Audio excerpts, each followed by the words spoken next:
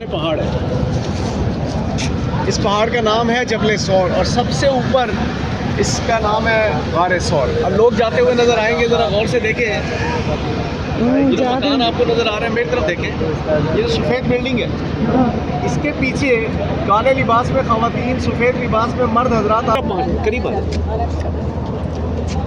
دیکھیں زمانہ جہالت میں, ارے ماجی آگے آ جائے. زمانہ جہالت میں جب مکۃ المکرمہ میں شرک ہوا کرتا تھا, بتوں کی پوجا ہوا کرتی تھی, آپ صلی اللہ علیہ وسلم جب دین کی تبلیغ کے لیے نکلے تو ایک ہی بات کہا کرتے تھے کہ لا الہ الا اللہ محمد الرسول اللہ, کہ اللہ ایک ہے, اللہ کے سوا کوئی عبادت کے لائق نہیں, بت پرستی کو چھوڑ دو, سیدھے راستے کی طرف آؤ. مشرکین کہتے تھے کہ ہم کیسے بت پرستی کو چھوڑ دیں, ہم بت پرستی کرتے ہیں, ہمارے آباء و اجداد کیا کرتے ہیں, یہ پاسبل نہیں ہے, ممکن نہیں ہے.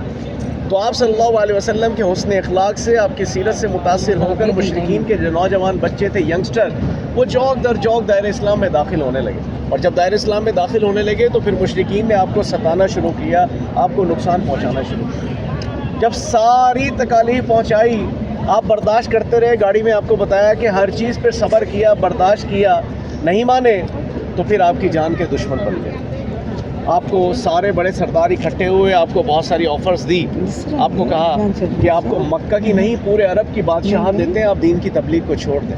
آپ صلی اللہ علیہ وسلم نے فرمایا کہ نہیں, اللہ ایک ہے, اللہ کے سوا کوئی عبادت کے لائق نہیں, بس بت پرستی کو چھوڑ دو, سیدھے راستے کی طرف آؤ. نہیں مانے, یہ پانی لے پانی ہے, ابھی آ جائے گا, دوسرا آتا ہے. محمد صلی اللہ علیہ وسلم کی جو شخصیت ہے, جو پرسنالٹی ہے, وہ ایسی ہے کہ جہاں وہ جائیں گے ان کے دیوانے ان کے پیچھے پیچھے چلے جائیں گے, ان کو روکنا مشکل ہے. تو شیطان نے کہا کہ دیکھو پھر ایسا کرتے ہیں کہ نعوذ باللہ معاذ اللہ محمد مصطفیٰ صلی اللہ علیہ وسلم کو قتل کر دیا جائے, شہید کر دیا جائے, نہ وہ زندہ رہیں گے نہ دین پھیلے گا. تو پھر جبرائیل علیہ السلام وحی لے کر آئے کہ آپ مکۃ المکرمہ کو چھوڑ کر ہجرت کا راستہ اختیار کریں. کیا آپ ہجرت کا راستہ اختیار کریں. پھر آپ نے جتنی امانتیں دے کر گئے تھے وہ آپ نے ان کے حوالے کی. ان کو کہا کہ علی آج رات تم نے میرے بستر پر سونا ہے, صبح اٹھنا ہے, اور یہ امانتیں مشرکین کو واپس کرنی ہے, ہم مکہ چھوڑ کر جا رہے ہیں. حضرت ابو بکر صدیق رضی اللہ تعالیٰ عنہ کو اپنے ساتھ لیا اور پیدل, ہم تو بس میں یہاں پر پہنچے ہیں, پہلے زمانے میں یہاں ریت اور پتھروں کے علاوہ کچھ نہیں ہوا کرتا. تو جب یہاں پر پہنچے تو پاؤں میں چھالے آ گئے تھے, زخمی ہو گئے.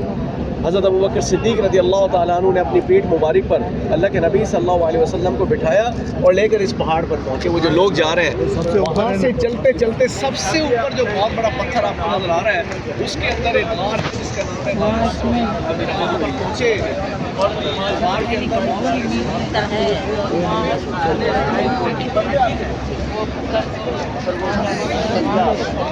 پتھروں کو اکٹھا کیا, سوراخوں کو بند کیا. کچھ سوراخ بچ گئے تو اپنے پاؤں کی ایڑی سے اپنے کرتے کو, چادر کو پھاڑا, سوراخوں کو بند کیا. ایک سوراخ بچ گیا تو اپنے پاؤں کی ایڑی سے اس سوراخ کو بند کر دیا. حضرت ابو بکر صدیق رضی اللہ تعالیٰ کے باہر سے کسی کی نظر نہ پڑ جائے, تو حضرت ابو بکر صدیق رضی اللہ تعالیٰ عنہ نے اللہ کے نبی صلی اللہ علیہ وسلم کی گود میں اپنا سر مبارک رکھا, آرام فرض. وقت گزر رہا ہے, تو حضرت ابو بکر صدیق رضی اللہ تعالیٰ عنہ کو محسوس ہوا کہ جیسے ان کے پاؤں میں کوئی چیز کاٹ گئی, اور درد کی شدت سے وہ تڑپ رہے ہیں, وہ بے چین ہیں. تو جب درد بالکل برداشت سے باہر ہوا تو پھر آنکھوں سے آنسو آئے. کس کے؟ حضرت ابو بکر صدیق رضی اللہ تعالیٰ عنہ. آپ صلی اللہ علیہ وسلم جب نیند سے جاگے بیدار ہوئے تو پوچھا کہ صدیق کیا بات ہے, تم رو رہے ہو؟ ہم مکہ چھوڑ کر جا رہے ہیں اس لیے رو رہے ہو؟ بیت اللہ سے الوداع ہو رہے ہیں اس لیے رو رہے ہو؟ انہوں نے کہا نہیں آقا, مجھے ایسا لگتا ہے جیسے میرے پاؤں میں کوئی چیز کاٹ رہی اور درد کی شدت سے میں تڑپ رہا ہوں, میں بے چین ہوں. تو آپ صلی اللہ علیہ وسلم نے کہا کہ صدیق پاؤں ہٹاؤ. تو جب پاؤں ہٹایا تو کیا دیکھا کہ وہاں پر ایک سانپ موجود. بعض روایات میں ہے کہ زہریلا جانور, لیکن مستند اوتھینٹک بات یہی ہے کہ وہاں پر ایک سانپ موجود ہے. اب حضرت ابو بکر صدیق رضی اللہ تعالیٰ عنہ ڈر گئے کہ اس سانپ نے مجھے کاٹا, مجھے زخمی کیا, کہیں اللہ کے نبی صلی اللہ علیہ وسلم تک نہ پہنچ جائے, ان کو کوئی نقصان نہ پہنچا دے. اسی ہمیں اللہ نے اس سانپ کو بولنے کی طاقت دی, اور اس سانپ نے کہا کہ صدیق تم ڈرو مت, گھبراؤ مت, میں ایک جن ہوں. اور میں نے حضرت عیسیٰ علیہ السلام سے, حضرت سلیمان علیہ السلام سے آپ کی حسن کی تعریفیں سنی, آپ کی سیرت کی تعریفیں سنی, آپ کی شرافت کی تعریفیں سنی, آپ کی امانت کی تعریفیں سنی, آپ کی سیرت کی تعریفیں سنی. میں تو تب سے لے کے آج تک آپ کا دیوانہ ہوں, اور تب سے لے کے آج تک اس غار کے اندر موجود ہوں صرف اور صرف آپ کو دیکھنے کے لیے، آپ کا دیدار کرنے کے لیے۔ کیسی محبت! ہم بھی اللہ سے دعا کرتے ہیں کہ اللہ ہمیں بھی ایسی ہی محبت نصیب فرمائے، اور جو عشق محبتی میں ڈل گیا اللہ نے اس کی دنیا کو بھی سنوار دیا، اللہ نے اس کی آخرت کو بھی سنوار دیا۔ اور پھر آپ صلی اللہ علیہ وسلم نے اپنا لباس مبارک حضرت ابوبکر صدیق رضی اللہ تعالیٰ عنہ کے زخم پر لگایا، اللہ نے پھر ان کو شفا عطا فرمائی۔ اب اس دوران مکہ میں مشرکین ڈھونڈ رہے ہیں، گھر کے باہر نہیں ملے، تو کھوجیوں کو بلا کر قدموں کے نشان سے پہچانتے پہچانتے اس پہاڑ تک آپ پہنچے۔ جب یہاں تک پہنچے تو اوپر غار سے حضرت ابوبکر صدیق رضی اللہ تعالیٰ عنہ کی جب نظر پڑی تو وہ ڈر گئے اور گھبرا کر کہنے لگے کہ آقا اب ہم کہاں جائیں، ہمارے پاس تو چھپنے کی کوئی جگہ بھی نہیں ہے۔ تو اسی لمحے قرآن کی ایک آیت نازل ہوئی کہ لا تحزن ان اللہ معنا، کہ صدیق تم غم نہ کرو، ہمارے ساتھ رب کی مدد۔ پھر اسی لمحے اللہ نے ان کبوتروں کو حکم دیا کہ مکہ میں جتنے آپ کو کبوتر نظر آتے ہیں حرم میں، ادھر کبوتر چوک پہ، ان کو حکم دیا، انہوں نے اس غار کے اندر گھر بنائے، انڈے دیے، بچے دیے۔ مکڑیوں کو حکم دیا، پوری غار کو جالوں سے بن دیا، اور جیسے ہی مشرکین اوپر پہنچے تو کیا منظر دیکھا کہ پوری غار کبوتروں سے بھری ہوئی، انڈوں سے، بچوں سے بھری ہوئی، مکڑی کے جالوں سے بنی ہوئی۔ ممکن بھی نہیں ہے، پاسبل بھی نہیں ہے کہ اندر کوئی ہوگا۔ قدم قدم پہ اللہ پاک نے نبی کریم صلی اللہ علیہ وسلم کی حفاظت کی۔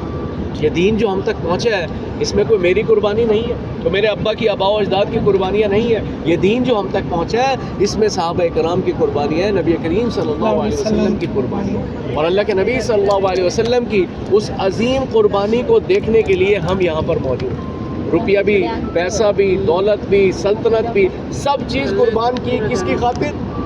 دین کی خاطر۔ اور وہ دین کو پھیلاتے پھیلاتے ہم تک جو دین پہنچا ہے آج ہم اس کی کیا قدر کریں؟ آج ہم وہ امتی ہیں کہ انبیاء کرام کو، میں نے نہیں، صحابہ کرام نہیں، انبیاء کرام نے اللہ سے دعائیں کی تھی کہ ہمیں محمد مصطفیٰ صلی اللہ علیہ وسلم کا امتی بنانا، اور آج ہم وہ امتی ہیں کہ غفلت میں وَمَا الْحَيَاةُ الدُّنْيَا إِلَّا مَتَاعُ الْغُرُورِ، یہ دنیا دھوکے کے سامان کے علاوہ کچھ بھی نہیں ہے۔ ہم وہ امتی ہیں جن کو غفلت میں نمازیں قضا کر رہے ہیں، حقوق العباد پامال کر رہے ہیں، نہ جانے کتنی اللہ کی نافرمانیاں روز کرتے ہیں۔ اور آج یہاں ہمارا رکنے کا مقصد اللہ کے نبی صلی اللہ علیہ وسلم کے اس درد کو، اس تکلیف کو محسوس کرنا، اور دوسرا ہمارا یہاں رکنے کا مقصد اللہ سے یہ دعا کرنی ہے کہ اللہ ہمارے ایمان کی حفاظت کرے۔ جو باقی کی زندگی بچ گئی ہے نبی کریم صلی اللہ علیہ وسلم کی تعلیمات پر، ان کی سیرت پر عمل کرنے کی ہمیں توفیق دے۔ کیا میسیج لے کر جا رہے ہیں؟ کیا میسیج لے کر جا رہے ہیں؟ میسیج بھی تو کوئی لے کے جا رہے ہیں نا۔ گھر دھوپ میں کھڑے ہیں، پہاڑ کو دیکھ لیا، آپ کی قربانیوں کو میں نے آپ کو سارا بتا دیا۔ اب یہاں سے جو ہم گاڑی میں بیٹھیں گے اس جگہ کی اہمیت کے بارے میں اب میسیج کیا لے کر جا رہے ہیں؟ کیا دماغ میں سمجھ کے جا رہا ہے کہ اللہ جو ہم سے غلطیاں گناہی ہو گئی ہے معاف کرنے والا ہے، بس باقی جو ہماری زندگی بچ گئی ہے اللہ ہمیں نبی کریم صلی اللہ علیہ وسلم کی تعلیمات پر، اس کی سیرت پر عمل کرنے کی توفیق عطا فرمائے۔ اور آج اس شیطانی دور میں جو ہمارا ایمان ایسے ڈگمگا جاتا ہے دنیا کی محبت میں، اللہ سے یہ بھی دعا کیجیے کہ اللہ ہمارے ایمان کی حفاظت، آمین، ہماری حاضری کو قبول فرمائے۔ ایک بار سورہ فاتحہ، 3 بار سورہ اخلاص، اول آخر درود پاک پڑھ لیں، دعا کرتے ہیں، باقی بات گاڑی میں۔